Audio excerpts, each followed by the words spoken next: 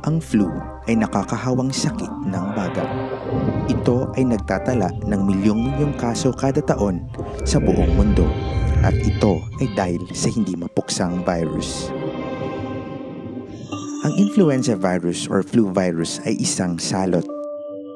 Ito ay kumitil na ng di mabilang na buhay at nagdulot ng mga pinakamatinding na italang pandemya sa kasaysayan ng mundo.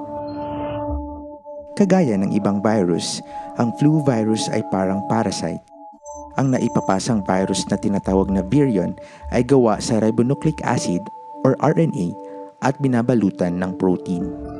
Ang virus ay gumagamit ng dalawang sandata para makapasok sa kanyang biktima, ang hemagglutinin at neuraminidase protein or HA at NA protein. Ang hemagglutinin ang tumutulong sa pagpasok ng virus sa pinupuntirya nitong cell. Pag nasa loob na ito ay nagpaparami. At ang NA protein ang gumagawa ng daan para makalabas ang virus sa cell at tumatake sa katabi pang mga cell. Ito ay nagbibigay ng alarma sa immune system at agresibong inaatake ang mga apektadong tissues. Ngunit, itong matinding proteksyon ay maaaring makapatay dulot ng sobrang pamamaga ng iba't ibang organs ng katawan ng tao. Ang flu virus ay maituturing na krisis na imposibleng mapuksa, dulot ng kakayahan nitong magbago na ng anyo. Simula 2004, mahigit 5,000 strains na ng virus ang naitala. Ang virus na nakakaapekto sa tao ay hinahati sa Type A, Type B at Type C.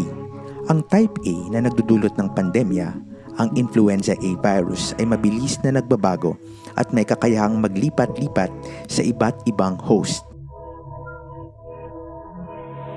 Halimbawa, ang avian flu at swine flu na dulot ng influenza A virus.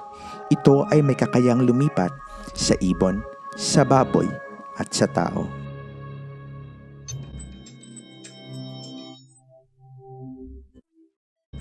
Isa sa mga pinakamatinding flu pandemic ay dahil sa influenza A virus. Ang flu pandemic noong 1918 na tinaguri ang Spanish flu ay kumalat sa buong mundo at kumitil sa 50 milyong katao. Ang H1N1 virus ay may posibilidad na galing sa ibon.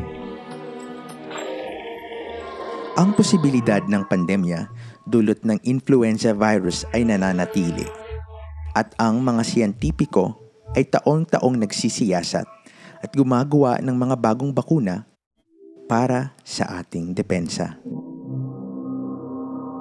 Kada taon, 1 bilyong tao ang nagkakasakit dahil sa flu. Ito ay isa sa mga pinaka-nakakamatay na virus sa buong mundo. Ang magandang balita, ang pagprotekta sa sarili ay madali at ligtas. Kayo ay magpabakuna lamang.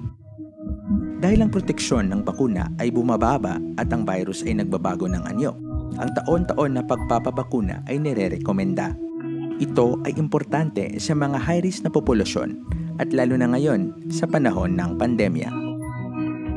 Gaya ng mga buntis, health worker, matatanda, may karamdaman, at mga bata.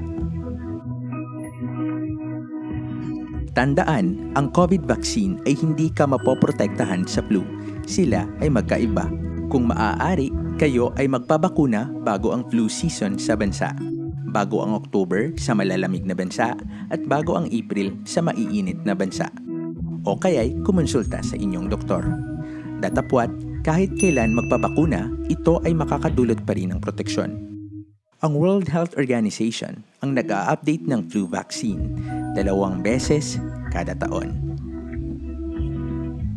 Subalit, ito ay nagbibigay pa rin ng proteksyon kahit sa iba't ibang strains ng flu virus.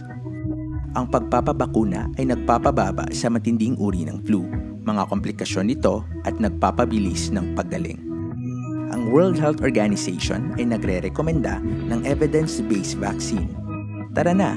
Protektahan ang sarili at ang inyong kapwa. Magpabakuna.